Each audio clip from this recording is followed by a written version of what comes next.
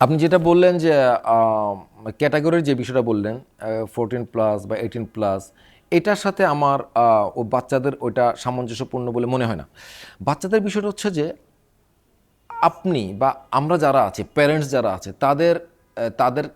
তাদের অ্যাক্টিভিটিসটা আমার কাছে গুরুত্বপূর্ণ। যেমন আমি আমার বাসার মধ্যেও দেখি বা অন্যান্য ফ্যামিলির মধ্যেও দেখি, ছোট ছোট মনে করেন 1 বছরের বাচ্চা, 6 মাসের বাচ্চা, আমার অনেক নাতিপুতি আছে আর কি, মানে আমার ভাস্তা ভাস্তি ভাগ্না ভাগ্নি অনেক, তো তাদের ছেলেমেয়েরা, তো তাদের বাবা মা কিংবা অন্যান্য বাবা মাদেরকেও দেখি তারা মোবাইলটা দিচ্ছে। কেন দিচ্ছে?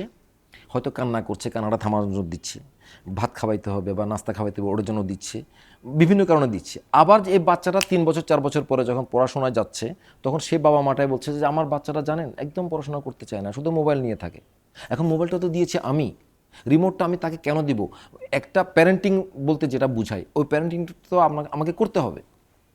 আর বাচ্চাদের এই যে বিষয়টা বললেন, এটা এখনকার না, যখন টিভি ছিল না বা ছিল না তখনও এই ধরনের ঘটনা ঘটতো। কীরকম? হয়তো কোথাও গিয়ে একটা গালি শুনেছে বাচ্চাটা, এসে তার বাসার মধ্যে প্র্যাকটিস করছে, তখনও কি এটা ছিল না? এই জিনিসগুলো সব সময়ের মধ্যে থাকবে। প্যারেন্টসদের উচিত হচ্ছে যে আসলে এই যে ক্যাটাগরি 18-14+, ও বুঝবে না তো। একটা 1-এ 2-তে 3-তে পড়া বাচ্চা এত কিছু বুঝবে না। তাহলে আমাদের প্যারেন্টসদেরই দায়িত্ব হচ্ছে আসলে এই ক্যাটাগরিগুলো দেখে তাকে মানে পরিচালনা করা আর কি, বা সে কোনটা দেখবে না দেখবে, মানে প্যারেন্টসদের ভূমিকাটা এখানে বেশি বলে মনে হয়। বাচ্চাদের আসলে বাচ্চাদের দোষ দেই আর কি। বাচ্চাদের কি দোষ? আমি যেভাবে চালাবো সে সেভাবে চলবে। এখন এটাকে আমি ডোমিনেটিং জায়গা থেকে বলতে চাচ্ছি না, আমাকে সুন্দরভাবে সুস্থভাবে চালাতে হবে তাকে।